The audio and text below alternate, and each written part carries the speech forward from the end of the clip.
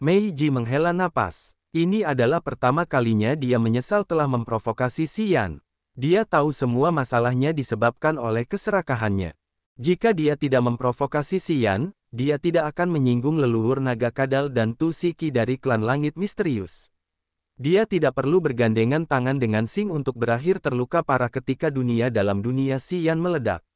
Itu tidak akan menyulut amarahnya dan menggodanya untuk mengejarnya sampai dia kelelahan. Dan sekarang, mereka berada di Pulau Tengkorak klan tulang putih ini. Dia menuai apa yang dia tabur. Xian telah mendorongnya ke kematian yang tragis. Meiji sangat menyesal sehingga dia ingin mati. Tak lama kemudian, sepasang tangan kasar dan besar diletakkan di punggungnya yang terbuka. Tangan itu hangat dan tidak mengirimkan energi fatal untuk menyerangnya ketika diletakkan di punggungnya yang indah. Meiji tersentuh. Dia langsung terbangun dan menggigit bibirnya. Dia menekan suaranya ke tingkat terendah yang dapat didengar. Pencuri kecil, nafsumu terlalu besar. Kau hampir mati, tapi kau masih punya keinginan untuk menggangguku. Ia mengira Xian ingin memanfaatkan kesempatan untuk melecehkannya secara seksual. Melecehkanmu. Suara Xian terdengar dingin dan kaku di belakangnya. Aku tidak punya waktu luang untuk melakukan itu.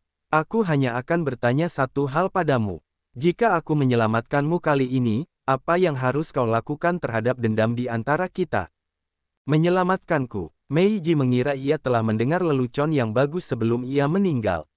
Hanya denganmu. Apakah kau pikir kau telah mencapai alam leluhur wilayah dan memiliki kekuatan untuk membantuku mendetoksifikasi racun mayat di tubuhku dan menyingkirkan ular piton ini? Kau terlalu percaya diri. Meiji mengira bahwa kecuali ia telah mencapai alam leluhur wilayah, menyelamatkannya dari situasi ini hanyalah mimpi. Kekuatan jahat Upanishad dari klan pemakan selalu aneh. Ki mayat bahkan lebih buruk. Hampir mustahil untuk menyembuhkan korban racun mayat dalam waktu singkat. Xian hanyalah seorang pendekar kecil di langit pertama alam abadi. Selain itu, dia telah menyaksikan terobosannya baru-baru ini.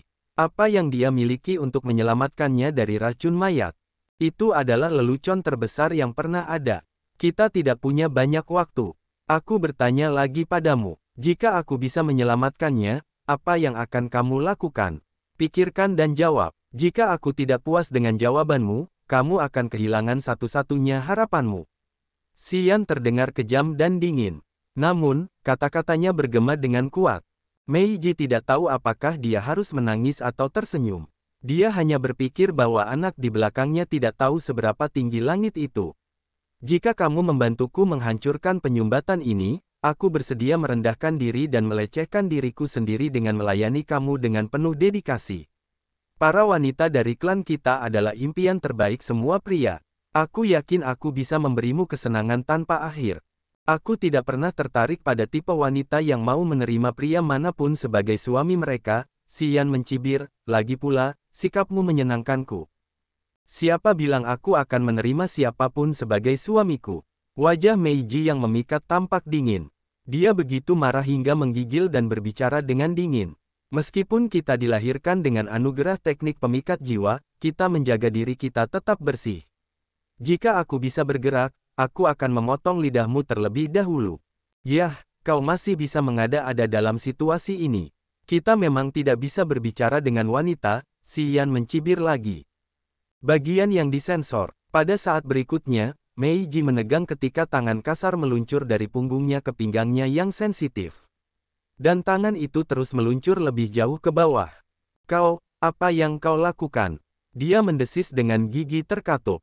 Apa yang kau takutkan? Suara mengejek Xian muncul di belakangnya. Kau sudah mengejarku sejak lama. Aku tahu kau haus akan diriku. Dan sekarang, kau bilang kau masih perawan. Aku perlu memeriksa apakah itu benar.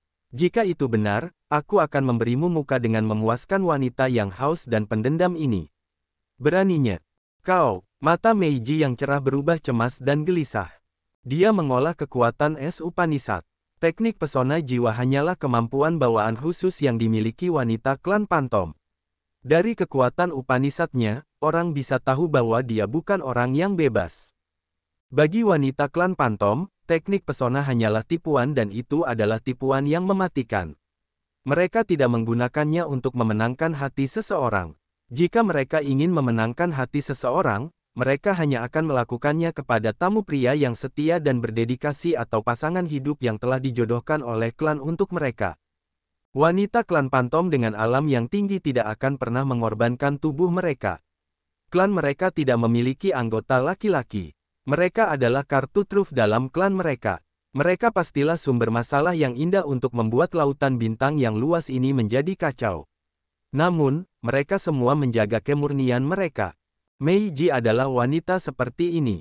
Tangan besar Xian berkeliaran di punggung dan pantatnya. Di bawah gaun yang lembut dan halus, mereka bergerak menuju sendi di antara pahanya. Dia sangat ketakutan dan api amarahnya membubung dengan deras. Dia tidak bisa menoleh untuk melihat Xian. Pada saat ini, wajahnya tampak sangat serius. Dia bahkan tidak memiliki niat vulgar saat keringat menetes di dahinya. Tangannya perlahan meraih dan meletakkan di area paling misterius Meiji. Ketika Meiji menggigil karena marah dan hendak menggunakan sinar energinya yang terakhir untuk melawan, sebuah lubang hitam kecil muncul di tangan Xian. Lubang hitam itu berputar dengan cepat dan kekuatan hisap yang kuat tetapi aneh mulai bekerja. Rumput harum Meiji menjadi hangat dan daya isapnya seperti arus listrik cepat yang melesat ke seluruh tubuhnya. Racun mayat di tubuhnya tertarik dan bergerak ke bawah. Tiba-tiba dia ingin buang air kecil dan dia tidak bisa menahannya. Seketika, aliran urinnya keluar. Racun mayat di tubuhnya berguling ke dalam urin dan dikeluarkan dari tubuhnya dengan cara yang sangat memalukan sehingga dia tidak tahan. Mereka mengalir keluar dari tempat misterius dan sensitifnya dan mengalir ke tangan Xian. Airnya mengalir melalui celah-celah di antara jari-jari Xian sementara lubang hitam di telapak tangannya menelan semua racun mayat. Ular piton yang melilit tubuh seksi Meiji menjadi seperti bunga yang layu. Anehnya mengering. Sepertinya nutrisi dan energi kehidupan ular piton itu tersedot. Dari ukuran lengan, ia menyusut hingga sebesar jari. Bahkan kemudian, ia terus menyusut. Tubuh Meiji yang mati rasa mulai membaik saat ia mengeluarkan urin tanpa terkendali. Melihat ular piton itu mengecil, Meiji merasa terhina sekaligus terkejut. Dia tidak tahu bagaimana dan mengapa Xian telah mengeluarkan racun itu dari tubuhnya. Selain itu, dia telah menggunakan cara yang menyimpang untuk mengeluarkannya dari tubuhnya. Bahkan jika dia meremas otaknya, dia tidak akan pernah berpikir bahwa Xian menggunakan Upanisad kekuatan melahap, Upanisad kekuatan yang hilang dari klan pemakan, di tangannya, yang diletakkan di bagian tubuhnya yang sensitif. Klan pemakan memiliki Upanisad kekuatan melahap yang melampaui yang lain. Itu telah menaklukkan semua 8 Upanisad kekuatan jahat yang hebat lainnya. Upanisad kekuatan melahap dapat menelan semua energi yang dihasilkan oleh 8 Upanisad kekuatan lainnya. Itu dapat melahap racun mayat, racun erosif, energi kematian, dan bahkan energi gelap. Itu juga alasan mengapa setelah Xian menelan energi, dia dapat mengirimkan energi ekstra kepada para prajurit yang mengolah salah satu dari 8 Upanisad kekuatan melalui tanda di dahi mereka. Berdesir, berdesir, ular piton itu tiba-tiba menghilang. Tali yang terbuat dari rambut putih pada mayat jatuh ke tanah. Tanpa energi, harta rahasia ini telah jatuh dari tubuh Meiji. Meiji mendapatkan kembali mobilitasnya. Tubuhnya yang lembut bergetar. Gaun sutranya basah kuyup dan tubuh bagian bawahnya terasa lembab dan lengket. Dia membungkuk dan menemukan sebuah tangan diletakkan di sendi pahanya. Penghinaan dan penghinaan yang tak terucapkan muncul di wajahnya. Dia benci karena dia tidak bisa bunuh diri di tempat ini. Dia merasa kasihan dengan reputasinya. Dia telah menerima nama-nama baik dan kemuliaan, dengan sombong menikmati begitu banyak hak istimewa yang berkualitas tinggi. Namun, semuanya terbakar karena momen yang memalukan ini. Dia mengalami inkontinensia urin. Serangan ini tidak kurang dari kerusakan besar pada tubuhnya. Hatinya dipenuhi dengan kebencian dan perasaan masam, pahit. Namun, dia tidak punya cara untuk melampiaskannya.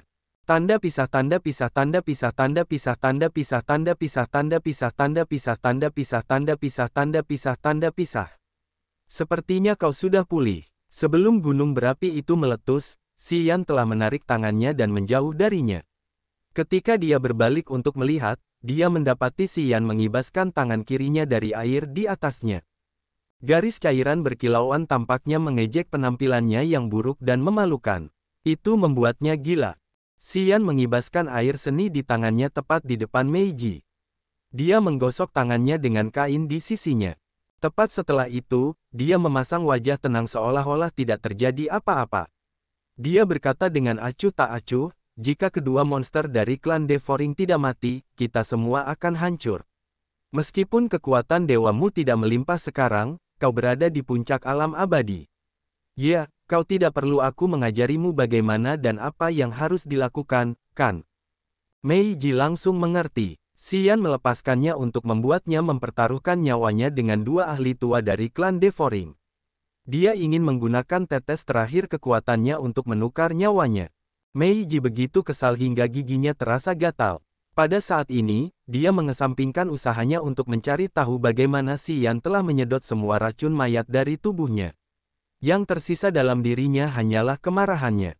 Aku hanya memiliki sebagian kekuatan dewa yang tersisa. Apakah kau ingin aku meledakkan altar jiwaku untuk membantumu menyingkirkan ini? Yan mengangkat bahu. Kau tidak akan membiarkanku pergi ke sana untuk mati. Bahkan jika aku pergi ke sana, aku tidak punya cara untuk membalikkan keadaan.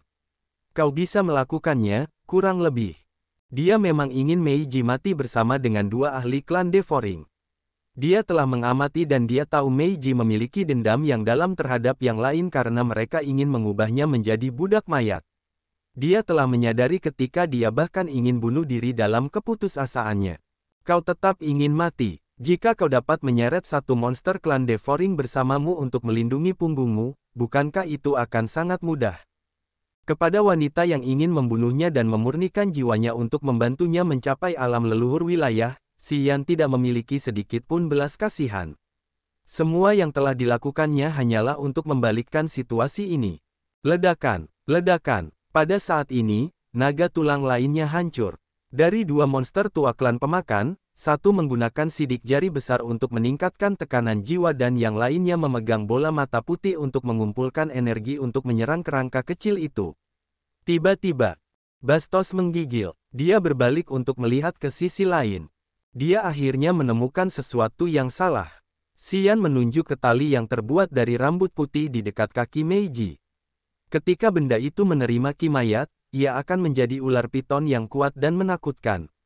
Sial, kenapa kau tidak memberitahuku lebih awal? Meiji mengubah raut wajahnya. Ia mengumpulkan kekuatan dewanya. Es tajam muncul dan menusuk tali putih itu. Tali itu retak dan mengeluarkan suara yang menunjukkan tali itu retak, tetapi tidak terputus atau putus. Namun, Bastos terguncang keras dan wajahnya pucat. Itu harta karun kehidupannya, teriak Xian. Ia tidak perlu berpikir dan ia menebaskan pedangnya yang berdarah. Cahaya darah setinggi 100 meter menggerutu dan menebas tali putih itu. Tali ini terbuat dari rambut putih anggota dari 100 ras. Dari satu serangan pedang berdarah berkekuatan penuh, tali itu terbelah dua. Petui. Bastos tidak bisa menahan diri untuk tidak menyemburkan darah. Roh, ki, dan jiwanya langsung lelah. Ia berteriak seolah-olah kegilaannya akhirnya meledak. Sambil meraung dan menangis, ia dengan gila berlari ke arah yang lain. Untuk sementara, ia meninggalkan kerangka kecil itu. Harta karun kehidupan para prajurit terhubung dengan jiwa inang, laut kesadaran, dan bahkan dengan kekuatan dewa pohon kuno. Biasanya, seorang prajurit hanya memurnikan satu harta karun kehidupan, yang mereka coba maksimalkan. Harta karun kehidupan dapat melakukan banyak fungsi magis. Karena prajurit dan harta karun kehidupannya terhubung melalui jiwa, kekuatan yang dikirim ke harta karun itu tidak akan terganggu dan dia bahkan dapat mengirim kesadaran jiwanya bersama dengan energinya.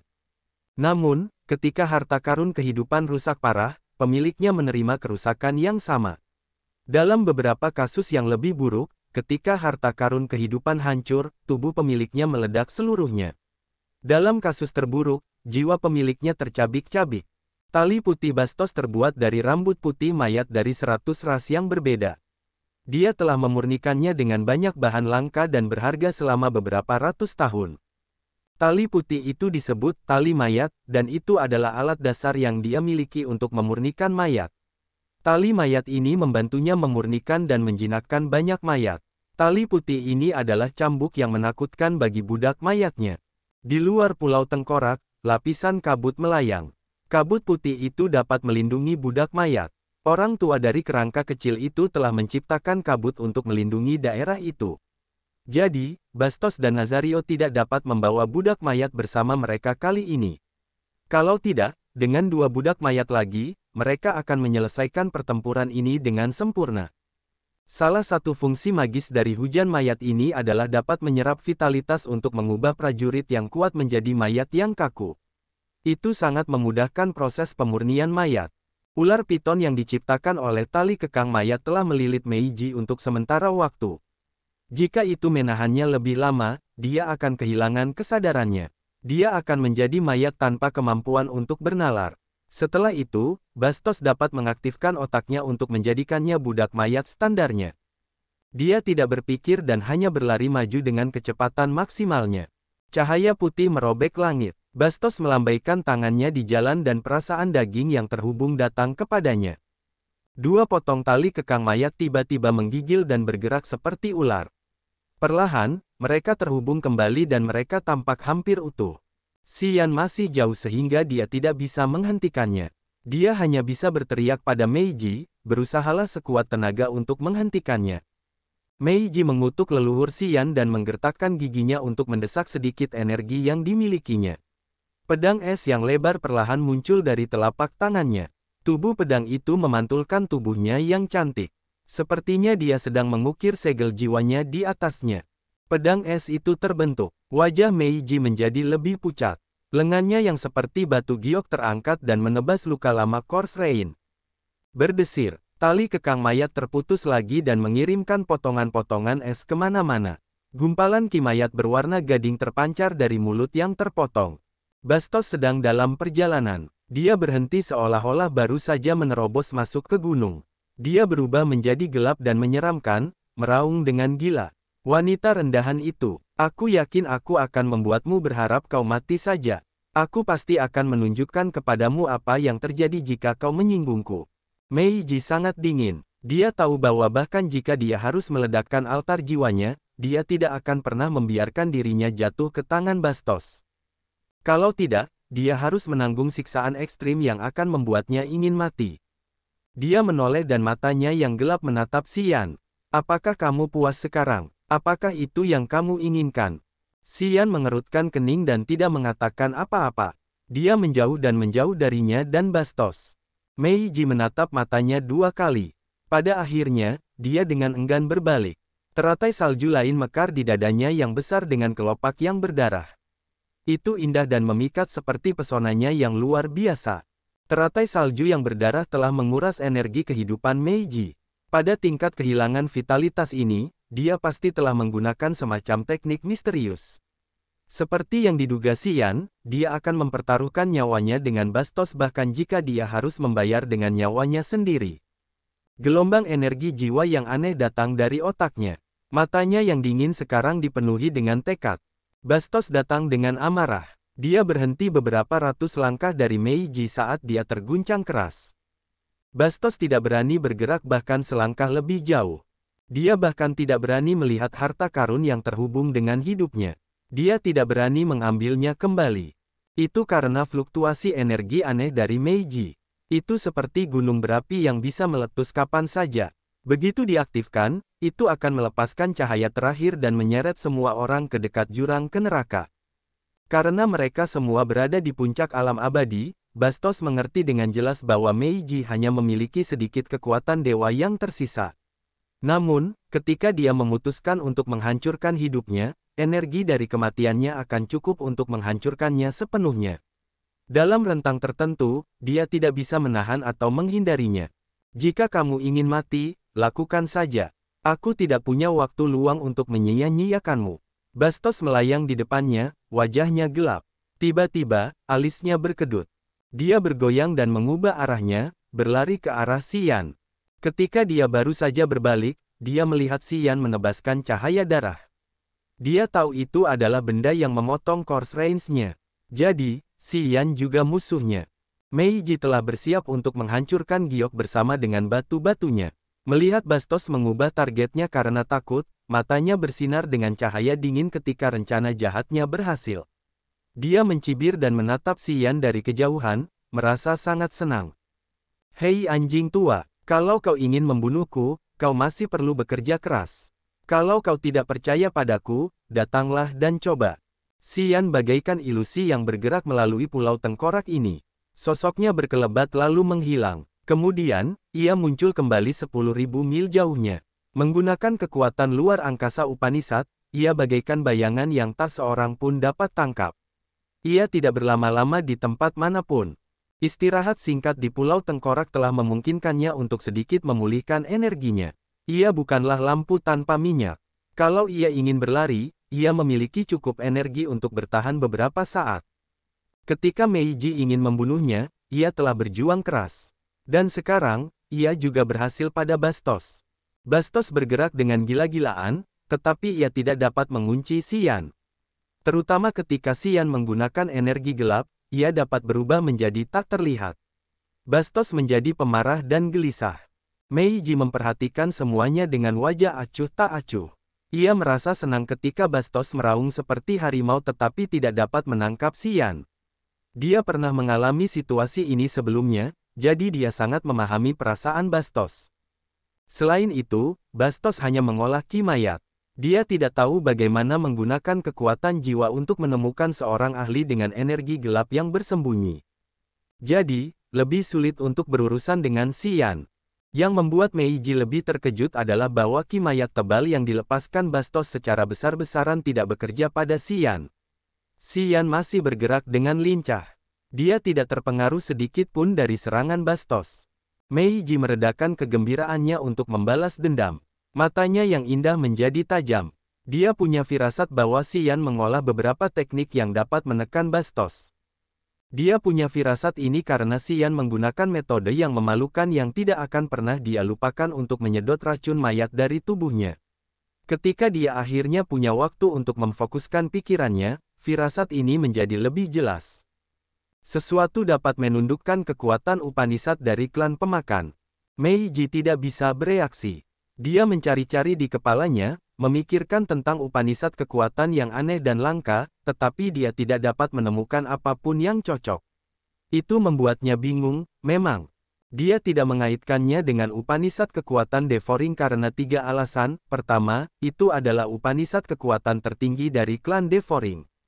Kedua, kekuatan ini hilang, bahkan di klan Devouring. Ketiga, Xian bukan anggota klan Devouring. Dia hanya berpikir bahwa Xian misterius dan dia tampaknya memiliki banyak rahasia yang tidak dapat dia pahami. Saat dia mengamati, Course Range di dekatnya menghilang tanpa disadari. Sepertinya Bastos telah mengambilnya kembali. Dia tidak keberatan karena dia sibuk mengambil pelet yang telah disempurnakan oleh klan Pantom untuk meregenerasi energinya, meskipun itu tidak terlalu signifikan. Dia berbalik untuk melihat pertarungan antara si kerangka kecil dan Nazario. Cacing mayat Yin misterius masih menutupi kerangka itu. Namun, mereka tidak sekuat saat Bastos menggunakan kekuatannya untuk mendukung mereka. Jeritan mereka tidak cukup untuk mengganggu jiwa kerangka itu sekarang. Nazario pun kesulitan untuk menggunakan kekuatan Upanishad-nya pada kerangka kecil itu. Pada saat ini, mata kerangka kecil itu berbinar-binar. Cahaya yang menyala-nyala dan cahaya dingin melesat keluar, yang sangat mengganggu Nazario. Nazario menjadi sedikit linglung. Bola matanya tampak lelah seolah-olah telah menghabiskan banyak energi. Bastos, apa yang kau lakukan? Jangan kejar anak itu. Bunuh bajingan ini dulu. Nazario terengah-engah dan tidak bisa menahan diri untuk tidak berteriak. Bastos menenangkan diri sambil terus mengejar Xian. Dia tahu bahwa dia tidak punya banyak waktu tersisa. Akan lebih baik untuk bergandengan tangan dengan yang lain untuk membunuh kerangka itu daripada membuang-buang waktu untuk mengejar Xian. Setelah itu, mereka akan punya banyak waktu untuk mengalahkan Xian dan Meiji. Xian bergerak dengan aneh. Bastos tidak bisa menangkapnya. Meiji siap meledakkan dirinya sendiri. Bastos tidak punya solusi untuk menghadapinya dengan cepat. Dengan enggan, dia harus terbang kembali ke Nazario. Wush! Sebuah bayangan cahaya meluncur. Xian muncul kembali tidak jauh dari Meiji. Dia menatap Meiji, begitu kerangka kecil itu terbunuh, kamu hanya punya satu cara, yaitu mati total. Jika kamu membantunya membunuh atau mengusir kedua monster itu, kita semua akan selamat. Jika kamu mau, kamu harus membantunya. Aku hanya punya sedikit kekuatan dewa yang tersisa. Jika aku pergi ke sana dan bergabung dalam pertempuran, itu tidak akan berbeda dengan aku bunuh diri. Meiji memasang wajah dingin. Dasar bajingan licik, kamu penuh dengan pikiran buruk. Kamu ingin aku menahan salah satu monster tua dari klan pemakan. Perhitungan yang bagus. Tapi mengapa aku harus melaksanakan rencanamu? Aku hanya di langit pertama alam abadi. Begitu aku muncul, aku akan dibunuh lebih cepat. Xian membuka lengannya dan berkata dengan enggan. Aku tahu kau tidak lemah. Mata Meiji menatap tajam ke arah Xian. Kau seharusnya tidak berpikir untuk mengorbankanku lagi. Aku pasti tidak akan bertindak sesuai keinginanmu. Xian tetap diam. Dia tahu perhitungan kecilnya tidak dapat dilaksanakan. Sambil merenung, dia menyarankan, kau dan aku bergandengan tangan untuk menghadapi Bastos. Percayalah padaku, kita memiliki kekuatan untuk melawannya. Aku yakin saat dia menghadapimu, kekuatannya akan berkurang drastis. Akhirnya, kau ingin menyumbangkan kekuatanmu sekarang. Meiji mendengus. Xian mengerutkan kening, tetap diam. Baiklah, aku akan bergabung denganmu untuk bertarung melawannya. Tidak ada yang lebih buruk dari kematian. Aku akan menerima semua harganya. Aku ingin menjelaskan bahwa jika kau berani bersembunyi dan tidak mempertaruhkan nyawamu, begitu aku mengetahuinya, aku akan menyeretmu dan Bastos ke neraka bersama-sama. Meiji menggertakkan giginya, berbicara dengan kesal. Xian menganggukkan kepalanya sambil tersenyum paksa. Retak, retak, retak. Gelombang cacing mayat Yin misterius telah menenggelamkan anak klan tulang putih. Tulang-tulangnya yang putih dan seperti kristal terus-menerus digigit. Namun, meskipun cacing mayat Yin misterius berusaha keras, mereka tidak dapat meninggalkan goresan apapun pada kerangka kecil itu. Tubuh tulang itu telah disempurnakan melalui ratusan ribu kali pendinginan. Orang tuanya telah berusaha keras untuk itu. Kekerasannya sangat tidak normal sehingga bahkan cacing mayat Yin misterius tidak dapat menghancurkannya. Jika jiwanya terlarut, ia tidak dapat menyediakan energi untuk mempertahankan pertahanan tubuh. Kita dapat menghancurkannya saat itu. Jari-jari Nazario mengencang di sekitar bola mata putih itu. Saat ia mengayunkan tangannya, matanya memancarkan cahaya putih jahat, yang terasa sangat berat saat menyinari kerangka kecil itu. Rasanya seperti seluruh gunung diletakkan di atasnya. Bastos kembali. Ia melayang di udara. Pada saat ini, ia tidak peduli dengan Xian atau Meiji. Sidik jari besar dari telapak tangannya terbang keluar sekali lagi. Cacing mayat Yin misterius menjadi sangat heboh. Jeritan memilukan bergema di sekitar pulau tengkorak. Siapapun yang mendengarnya akan merasakan jiwa mereka bergetar seolah-olah mereka ditusuk. Tubuh tulang kecil dari kerangka kecil itu menggigil. Kekuatan cahaya yang menyala-nyala dan cahaya dingin dari matanya melemah. Matanya menunjukkan penderitaannya. Pada saat ini, Xian dan Meiji telah mencapai kesepakatan. Xian menghilang lagi. Dia telah mendesak energi gelap dan berdiri tak terlihat di samping Meiji. Bastos dan Nazario hanya fokus pada kerangka kecil itu. Mereka tidak memperhatikan gerakan Xian atau keributan Meiji. Ketika Nazario ingin menuangkan lebih banyak energi untuk merobek tubuh tulang kerangka itu, suhu di sekitarnya tiba-tiba berkurang drastis. Dia mendongak dengan skeptis. Begitu banyak kepingan salju yang bersinar jatuh. Tak lama kemudian, badai salju melanda pulau tengkorak dan menjadikannya tanah seputih salju dan dingin. Energi dingin dan dingin menamparnya dan Bastos. Begitu kepingan salju jatuh, mereka mencair dan meresap ke dalam tubuh keduanya. Kemudian, kedua ahli itu menjadi kaku dan dingin dari dalam. Pelacur tercela, kau benar-benar ingin mati, kan? Bastos sangat marah. Dia melihat Meiji sekitar 1000 langkah darinya melepaskan energi dingin. Teratai salju berkilau yang tak terhitung jumlahnya melepaskan energi dingin dan mengubah cuaca di seluruh area ini. Setiap kepingan salju mengandung energi dingin Meiji. Ketika serpihan jatuh dan meresap ke dalam tubuh, mereka dapat membekukan tubuh tanpa terasa. Sangat menyebalkan. Nazario kesal. Bagaimana kau mengurungnya? Bagaimana dia bisa membuangnya? Bagaimana aku bisa tahu itu? Bastos sedang tidak dalam suasana hati yang baik. Dia berkata dengan wajah muram, pelacur itu bisa meledakkan dirinya sendiri kapan saja. Aku tidak ingin diseret bersamanya sampai mati. Aku memberinya kesempatan. Kupikir dia tidak menghargai hidupnya seperti itu. Dia berani datang untuk mengganggu kita. Lebih baik kau kalahkan dia sekarang, teriak Nazario. Bastos tetap bersikap dingin dan merenung. Dia kemudian berkata dengan enggan, "Tidak apa-apa. Aku akan berkorban sedikit di sini. Oke, aku akan membunuhnya dan menjadikan tubuhnya sebagai budak mayatku. Itu bisa diterima." Kemudian, Bastos bergerak, matanya tampak gelap dan menyeramkan. Incipien ekstennya muncul dari dahinya. Itu adalah gunung yang terbuat dari begitu banyak mayat. Itu perlahan turun di atas kepala Meiji dari langit. Gunung ini adalah kekuatan Bastos dan bisa membunuh Meiji. Namun, jika Meiji ingin bermain keras dan membayar dengan meledakkan jiwanya, dia bisa menghancurkan gunung mayat ini. Itu juga merupakan kerugian yang mengerikan bagi Bastos. Itulah sebabnya dia tidak menggunakannya lebih awal. Gunung mayat itu tingginya ratusan meter dan terbentuk dari mayat-mayat pucat. Itu cukup menakutkan untuk menakuti siapapun. Melihat gunung mayat itu menekan ke bawah, wajah menawan Meiji tampak masam. Dia mendesis dengan gigi terkatup. "Kuharap trikmu berhasil. Jangan celakai aku. Jangan khawatir. Aku yakin kita bisa bergandengan tangan untuk menghadapi Bastos." Sebuah suara datang entah dari mana, tetapi penuh percaya diri. Meiji mengangkat kepalanya untuk menyaksikan gunung mayat itu perlahan jatuh. Mendesis, mendesis, mendesis. Sebuah celah ruang yang panjang dan sempit muncul di kehampaan di atas kepala Meiji. Cahaya ilahi muncul dari celah ruang yang mengarah ke dunia yang tidak dikenal. Xian bahkan tidak tahu kemana itu mengarah. Ketika dia pertama kali mendarat di Pulau Tengkorak ini, ruang di sini dikendalikan oleh suatu kekuatan tak terlihat. Dia tidak dapat menemukan simpul ruang untuk melarikan diri.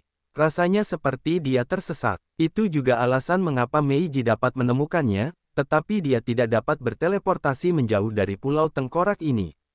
Namun, kali ini, ketika dia mendesak kekuatannya Upanishad, itu bekerja dengan lancar. Node ruang yang telah menghilang sekarang dilanjutkan. Jika Xian ingin pergi sekarang, dia dapat melakukannya dengan sengaja. Dalam kegelapan, Xian tidak bisa menahan diri untuk tidak menoleh ke kerangka kecil itu. Dia melihat matanya berbinar sekali. Dia tiba-tiba memahaminya. Ketika dia bertarung dengan Meiji, kerangka kecil itu pasti telah melakukan sesuatu untuk mencegahnya melarikan diri menggunakan kekuatan ruang Upanishad-nya. Kerangka kecil itu ingin menahannya di sini untuk menyelamatkan orang tuanya. Pulau Tengkorak ini seharusnya memiliki beberapa kunci untuk mengendalikan penghalang energi yang saling terkait dengan kerangka kecil itu. Karena dia berada dalam situasi berbahaya, dia tidak ingin menarik Xian ke dalam lubang ini, jadi itu telah mengangkat beberapa penghalang spasial. Xian akhirnya bisa menggunakan kekuatan luar angkasa Upanishad. Mata Meiji berbinar. Gunung mayat itu masih turun. Jika tidak mengubah arah, ia akan langsung memasuki celah ruang angkasa dan segera menghilang. Bastos sangat ketakutan. Ia memasang wajah yang sangat meringis saat ia bergegas mendesak kekuatannya dan membuat tali ki mayat untuk mengikat gunung mayat dan menariknya ke arahnya. Jika jatuh ke celah ruang angkasa, jiwanya akan rusak parah. Meiji tertawa ketika ia melihat Bastos dalam situasi yang kacau balau. Swosh, swosh, swosh. Es dan pedang es berputar di langit seperti tornado potongan es. Itu melayang ke udara dari kepala Meiji. Ketika energi berkumpul, badai salju dengan es bergemuruh bergulung ke arah Bastos dan Nazario. Dua monster tua dari klan Devoring ingin fokus pada kerangka itu terlebih dahulu. Melihat tornado es itu menuju ke arah mereka, mereka sangat marah sehingga mereka bahkan bisa memuntahkan darah. Bastos mencoba yang terbaik untuk menghentikan gunung mayat itu, dia tidak punya usaha ekstra untuk melawan. Nazario harus menghadapi badai dan tornado itu sendiri. Ki mayat Nazario mengembun dan menciptakan seekor kera berbulu putih raksasa. Kera itu memukul dadanya terus-menerus, meraung dan melolong. Ia melompat ke dalam tornado es itu dengan segera untuk menghancurkannya dan mencoba menghancurkan tornado itu sebelum mencapai Bastos dan Nazario. Nazario menenangkan pikirannya dan bersiap untuk menyerang lagi. Tepat pada saat itu, matahari yang menyala-nyala melesat dan menyerbu tornado es itu. Kera putih itu terbakar, berasap, dan menjerit. Nazario terguncang keras. Meskipun kera putih itu bukan harta karun kehidupannya, ia diciptakan oleh energi dan kekuatannya Upanishad.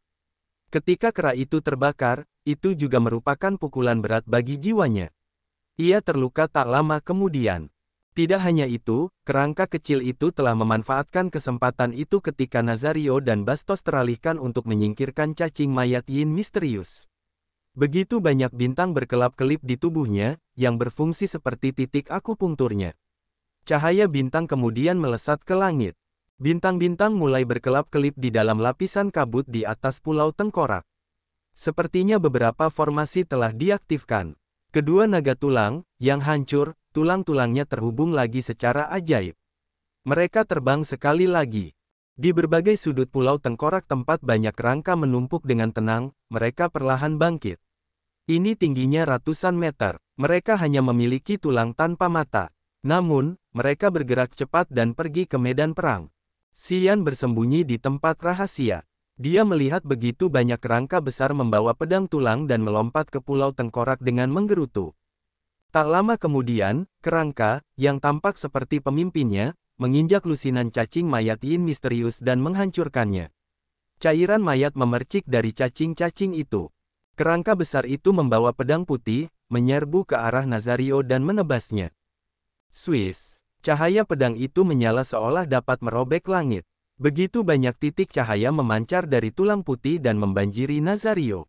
Semakin banyak kerangka raksasa berkumpul. Sebagian dari mereka tetap berada di dekat kerangka kecil itu dan yang lainnya maju ke arah Bastos. Meiji tercengang. Dia merasa rileks sambil menyaksikan kerangka raksasa itu mencoba dengan kuat dan mengintimidasi untuk membuat Nazario dan Bastos terhuyung-huyung. Dia menatap kerangka kecil itu dengan heran. Dia tahu bahwa Pulau Tengkorak ini tidak biasa.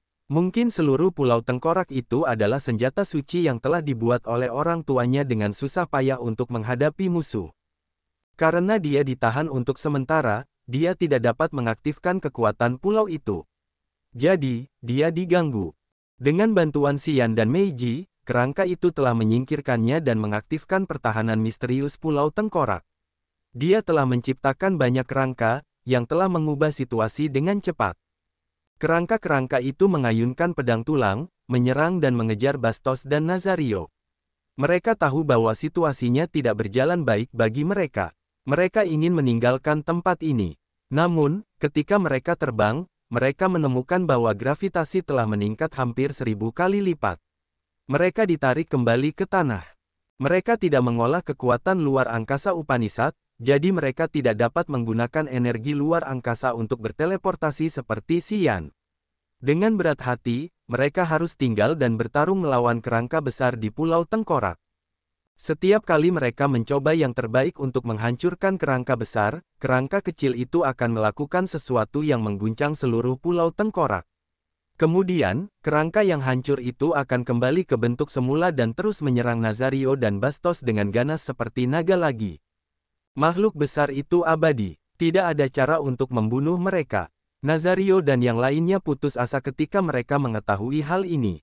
Xian bersembunyi. Dia tiba-tiba muncul kembali di samping Meiji, wajahnya tercengang.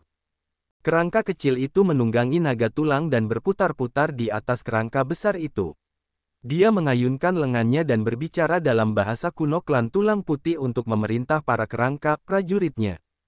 Xian memperhatikan mereka dan tercengang. Dia benar-benar terkejut karena kerangka kecil dan Pulau Tengkorak ini. Bagaimana kau bisa menyerap semua racun mayat? Tiba-tiba, mata Meiji menatapnya. Sejauh yang aku tahu, tidak banyak Upanishad yang kuat yang bisa menyerap racun mayat. Selain itu, aku tidak bisa mengerti mengapa kau harus menggunakan metode itu untuk mendetoksifikasiku. Suara Meiji meninggi, wajahnya dingin dan jahat.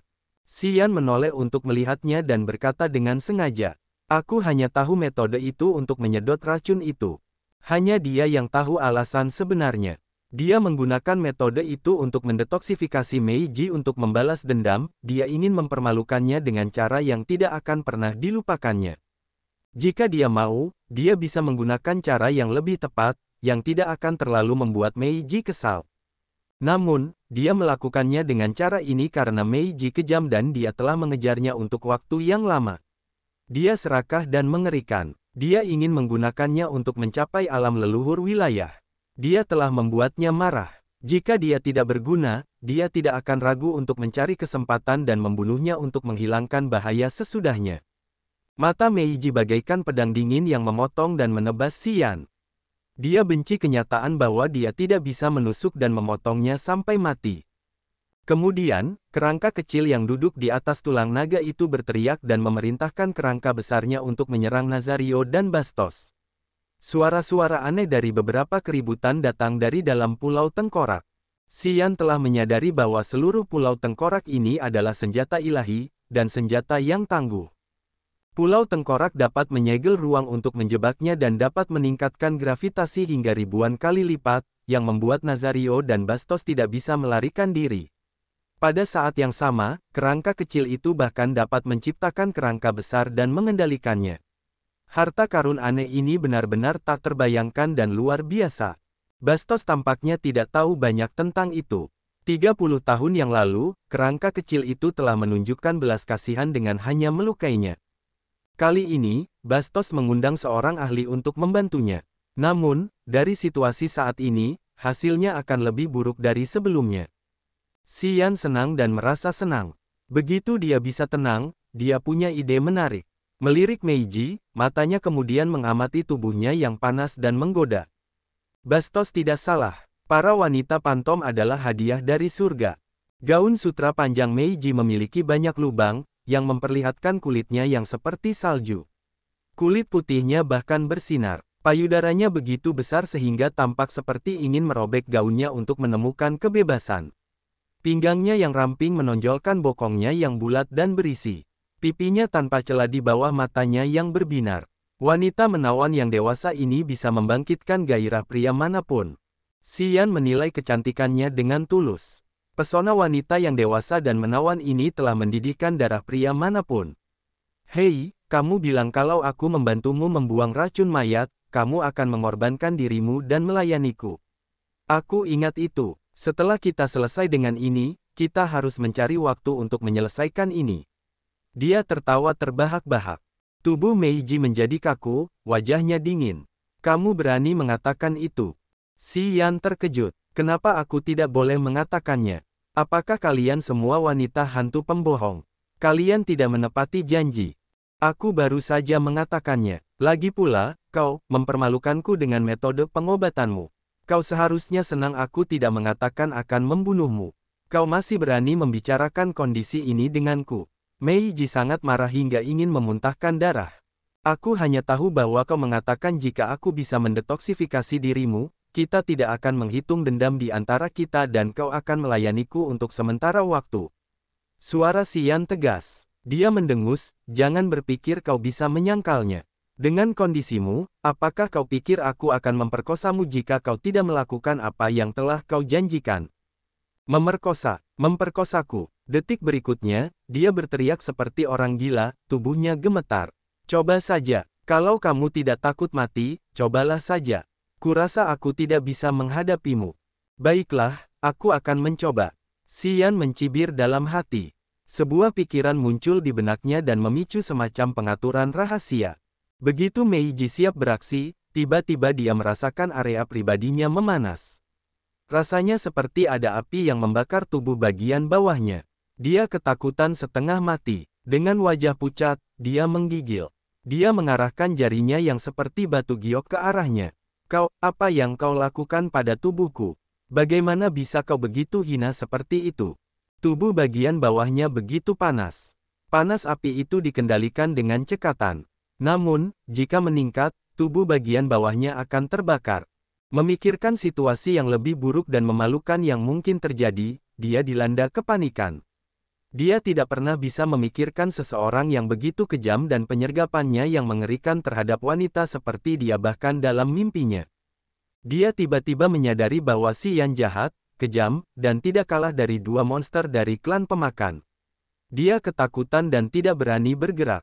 Wajahnya menunjukkan ekspresi putus asa seolah-olah dia lebih baik mati untuk mengakhiri semua ini. Aku tidak pernah memprovokasimu di benua Kadal Naga. Kau serakah. Kau ingin memurnikan jiwaku untuk membantumu mencapai alam leluhur wilayah. Aku melarikan diri. Kau tidak berhenti mengejarku. Untuk menerobos ke alam leluhur wilayah, kau telah melakukan banyak hal. Aku beruntung memiliki kehidupan yang sulit. Jika aku tidak gigih dan melakukan kesalahan di tengah jalan, apa yang akan terjadi padaku? Jiwaku akan lenyap dan kau pasti sudah menghancurkannya. Kau dan aku tidak memiliki dendam atau dendam, tetapi kau bisa memperlakukanku seperti itu. Bagaimana mungkin aku tidak memperlakukanmu dengan cara yang sama? Si Yan menatapnya. Ia mengejek dengan wajah dingin. Bagaimanapun, Tuhan tidak menyukaimu. Aku telah menjalani kalpa, tetapi aku masih hidup. Dan kau sangat lemah sekarang. Baiklah, kau memberiku kesempatan. Jika aku tidak bisa menerimanya, aku tidak akan bisa mengatasi tantanganku sendiri. Meiji membungkuk mendengarkan kata-katanya yang dingin dan kasar. Ia merasa sangat sedih. Sekarang aku di tanganmu. Lakukan apa yang kau mau. Dia terdiam. Seorang anak di langit pertama alam abadi telah menyergap dan mempermalukannya. Dan sekarang, tubuh bagian bawahnya terbakar. Harga diri, kepercayaan diri, dan kesombongannya terkoyak. Hatinya perlahan mati rasa. Xian mengangkat alisnya dan perlahan berjalan ke arah Meiji. Dia mengangkat satu tangan dan menggunakan jari telunjuknya untuk membelai dagunya. Sambil mengangkat kepalanya yang bungkuk, dia mengamati pesona yang tak tertandingi ini. Kau cantik, kau adalah anugerah dari surga. Pria manapun akan mabuk karenamu. Aku juga seorang pria. Aku tidak bisa menghindari bersikap vulgar. Meiji membiarkannya melakukan apa yang ingin dia lakukan untuk mengganggunya. Sambil mendengarkannya, matanya yang gelap tidak fokus. Aku setuju denganmu bahwa aku akan melayanimu untuk sementara waktu. Tetapi kau harus setuju denganku untuk menghapus segel api asli itu. Hatinya kini seperti abu. Trik jahat Xian telah membuatnya panik. Ini adalah pertama kalinya ia merasa tidak berdaya dan tidak dapat melakukan apapun pada Xian. Setelah selesai, rasa kesal itu menghilang. Xian telah menarik jarinya dari dagunya. Ia terkejut, matanya berbinar. Api merah jingga menari-nari di ujung jari Xian.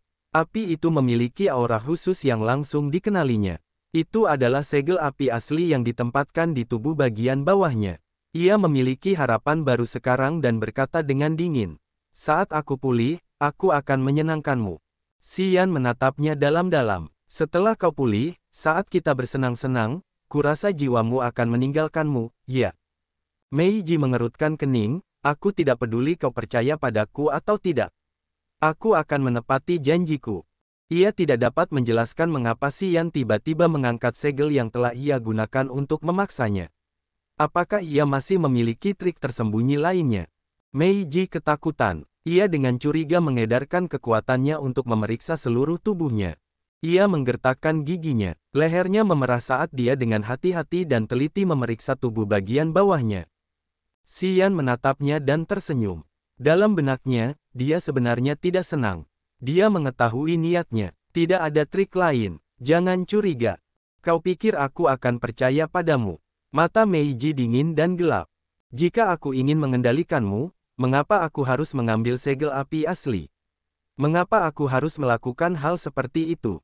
Meiji juga bingung. Dia merenung dan kemudian menggertakkan giginya, merendahkan suaranya. Aku bisa memenuhi janjiku, tetapi kau harus memastikan tidak ada yang akan mendengar tentang ini. Kalau tidak, saat aku pulih sepenuhnya, aku tidak akan menyesal membayar harga apapun untuk membunuhmu. Dia mengira Xian ingin memanfaatkan kesempatan saat dia terluka untuk memaksanya bersenang-senang malam itu. Dia tahu bahwa jika Xian menggunakan kekuatannya, dengan sedikit energi yang tersisa, dia tidak akan bisa membela diri. Selain itu, dia mengira kerangka kecil itu dan Xian telah membuat kesepakatan. Di Pulau Tengkorak ini, dengan dukungan kerangka kecil itu, dia tidak dapat menggunakan kekuatannya untuk melawan Xian. Dia harus menerima takdirnya. Aku tidak membutuhkan tubuhmu, anehnya, Xian menggelengkan kepalanya. Sepertinya kau memiliki posisi tinggi di klan hantu. Aku butuh beberapa informasi. Aku ingin tahu apa yang terjadi pada bintang kadal naga setelah kita pergi. Aku harap kau dapat menggunakan kekuatan klan hantu untuk menemukan temanku. Aku ingin dia hidup. Selama Audrey hidup, Ming Hong juga ada di sana. Mereka dapat menemukan cara untuk kembali ke wilayah Desolate. Wilayah laut itu luas dan wilayahnya tak terbatas. Xian tahu akan sulit menemukan Audrey sendirian. Jika dia tidak dapat menemukan pintu masuk ke wilayah itu, dia hanya bisa tinggal di wilayah laut kehampaan. Hubungannya dengan Xia Xinyan, Kaisar Yang Tian, dan yang lainnya akan terputus. Dan sekarang, Hui telah muncul. Dia bertanya-tanya kerusakan apa yang telah ditimbulkannya pada wilayah terpencil. Dia harus mengumpulkan energi untuk mengubah struktur wilayah terpencil di masa depan. Meiji adalah karakter kuat dari klan hantu dan klan hantu adalah salah satu dari 7 klan besar. Xian bahkan tahu bahwa mereka adalah klan dengan kecerdasan terbaik dan tercepat. Jika dia dapat menggunakan Meiji untuk mendapatkan informasi dari klan hantu, itu akan jauh lebih mudah baginya. Oh, pria yang penyayang. Sudut mulut Meiji melengkung. Dia menjadi tenang saat masalah tersulit yang paling mengganggunya terangkat. Ketika dia melihat Xian sekarang, dia merasa lebih baik. Jika kau hanya butuh informasi, aku bisa membuat kesepakatan denganmu. Mengenai leluhur pantomku, aku berjanji akan berusaha sebaik mungkin untuk menemukan informasi yang kau butuhkan. Kau yakin? Aku yakin, Xian menegaskan. Meiji tidak mengatakan apapun. Dia mengangkat satu tangan ke udara sambil meletakkan tangan lainnya di dadanya yang besar sebelum berbicara dalam bahasa klan pantom dan leluhurnya untuk berjanji. Dia akan menepati janjinya dan menemukan informasi yang dibutuhkan Xian. Setuju, teriak Xian. Pada saat berikutnya, dia menghilang. Setelah pulih dari kebingungannya, dia mengikutinya. Nazario dan Bastos dipaksa masuk ke sebuah lembah di antara pegunungan tandus. Mereka dikepung berlapis-lapis. Keduanya tampak lelah dan ketakutan. Sepertinya mereka tidak bisa menahannya untuk waktu yang lama. Kerangka kecil itu duduk di atas naga tulang dan berbicara dalam bahasa kuno klan tulang putih untuk memerintahkan para prajurit kerangka untuk menyerang yang lain. Secara bertahap, Nazario dan Bastos terpotong dan berdarah keras. Kekuatan dewa yang tersisa di tubuh mereka bahkan lebih sedikit daripada Meiji. Serahkan saja padaku. Mereka berguna untuk membangunkan orang tuamu. Minta prajurit kerangkamu untuk memperhatikan. Xian tiba-tiba berteriak dan menatap kerangka kecil itu. Kerangka itu bingung sejenak tetapi kemudian mengangguk padanya. Karena kerangka kecil dan Meiji tidak mengerti apa-apa, Xian terbang menuju Nazario dan Bastos. Kerangka kecil itu tiba-tiba berbalik dan berteriak pada Xian. Dia melambaikan tangan tulang putihnya dan meminta Xian untuk tidak mendekati Nazario dan Bastos. Ketika Meiji akan mati, dia bisa mengumpulkan energinya dan membayar dengan nyawanya untuk mengancam Bastos agar tidak mendekatinya.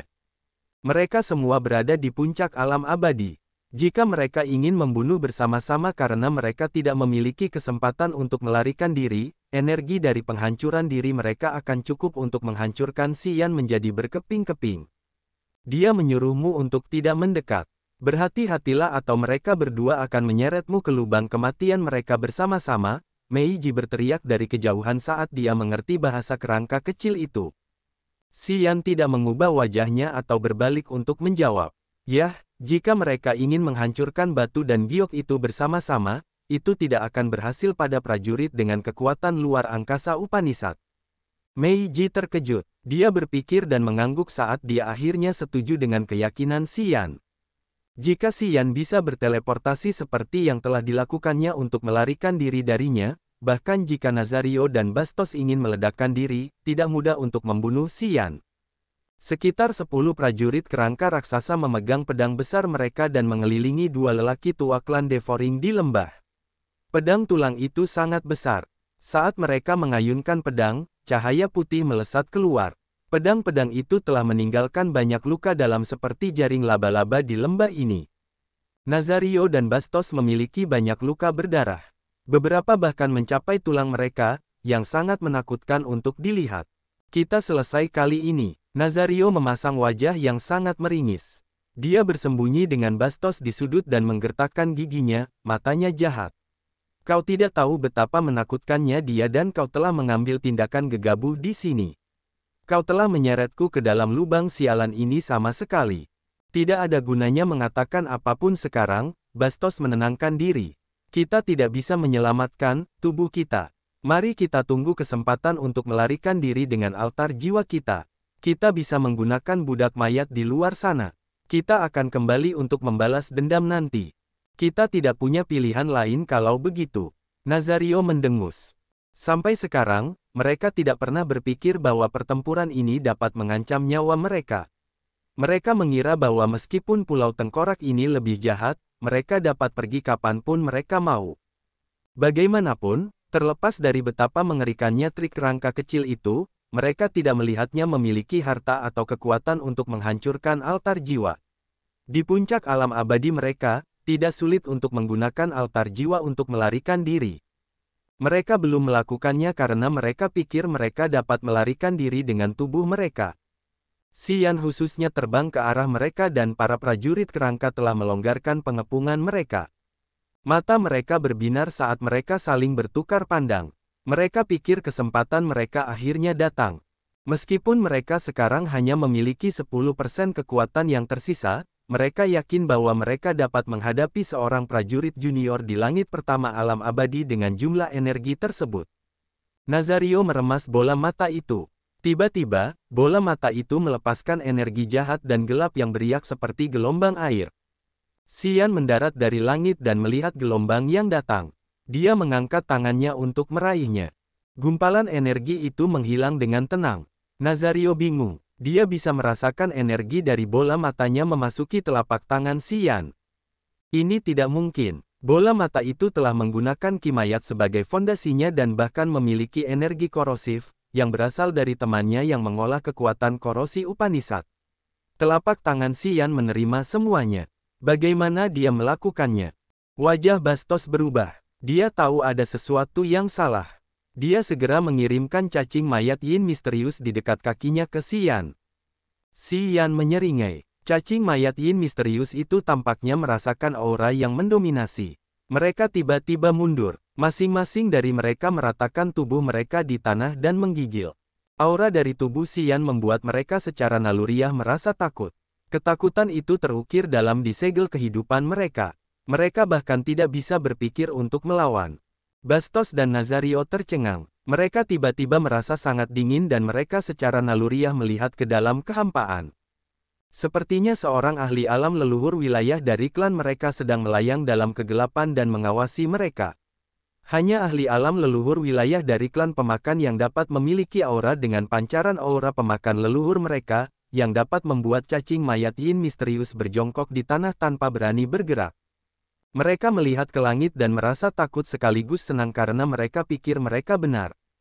Jauh dari mereka, wajah menawan Meiji dipenuhi dengan keterkejutan. Dia melihat ke area itu dan tidak tahu apa yang sedang terjadi di sana.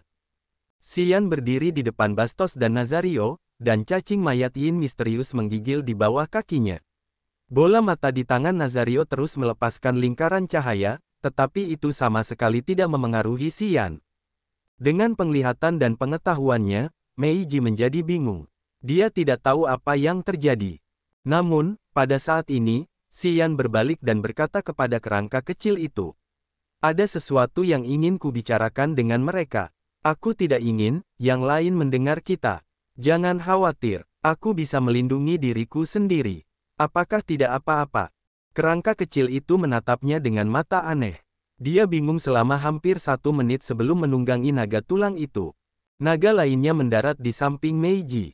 Gerakan ini seperti memberitahu Meiji untuk pergi juga. Meiji sangat marah. Dia tahu bahwa Xian ingin berbicara dengan Nazario dan Bastos dan sangat penting baginya untuk lebih memahaminya. Namun, dengan kewaspadaan Xian, dia tidak dapat mengetahui detailnya, yang membuatnya kesal dan khawatir. Tidak jauh dari mereka, kerangka kecil itu melayang dan menatapnya.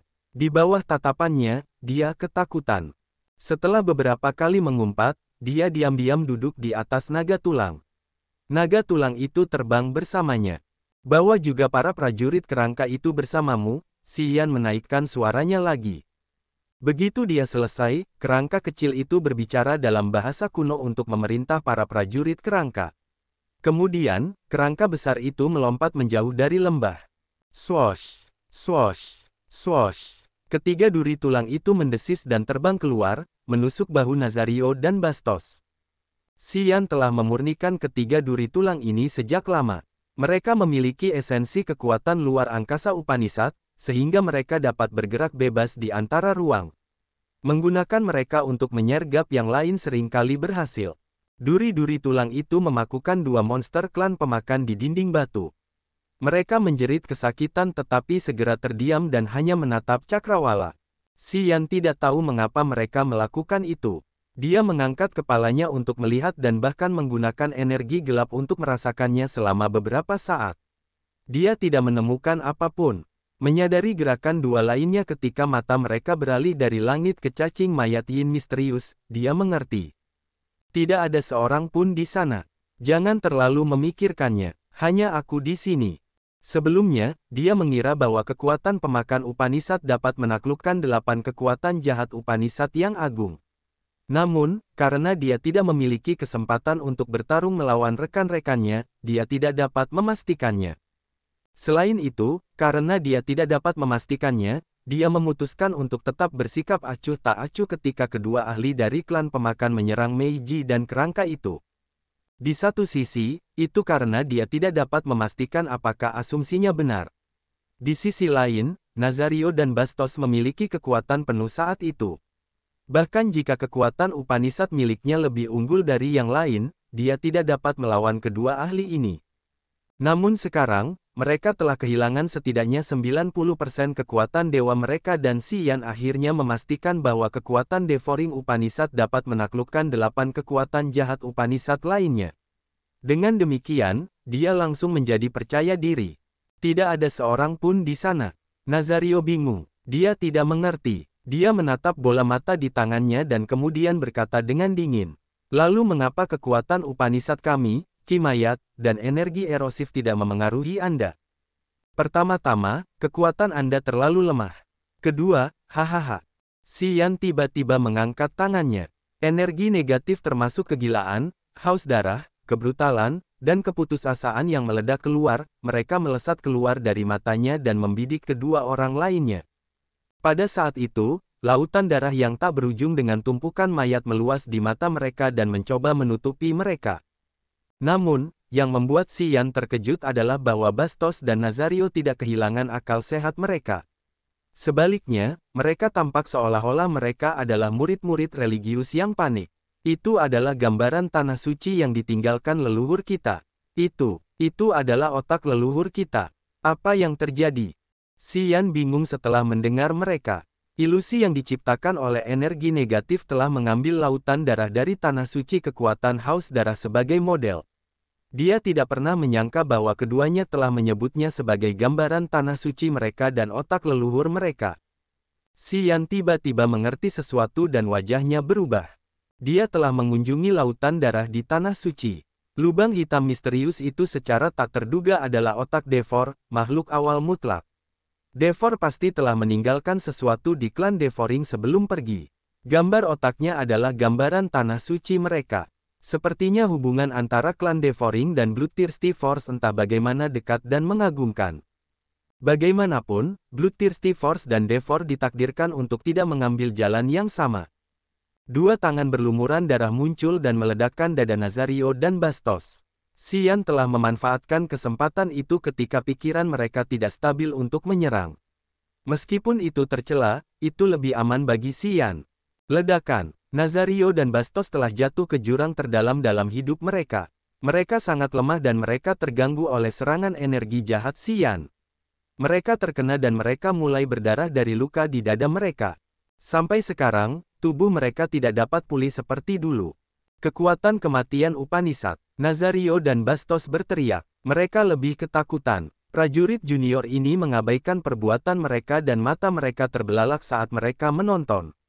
Mereka tidak tahu mengapa Xian dapat menggunakan kekuatan Upanishad milik klan mereka dan mereka tidak tahu mengapa cacing mayat Yin misterius bertindak begitu pengecut ketika mereka melihat Xian. Mereka tidak dapat mengetahuinya apapun yang terjadi. Kau dapat menyelamatkan tubuhmu dan jiwamu tidak dapat melarikan diri. Jangan lakukan hal-hal yang tidak berguna seperti itu. Aku tidak akan memberimu kesempatan. Xian tanpa ampun menyerang mereka dengan kata-katanya.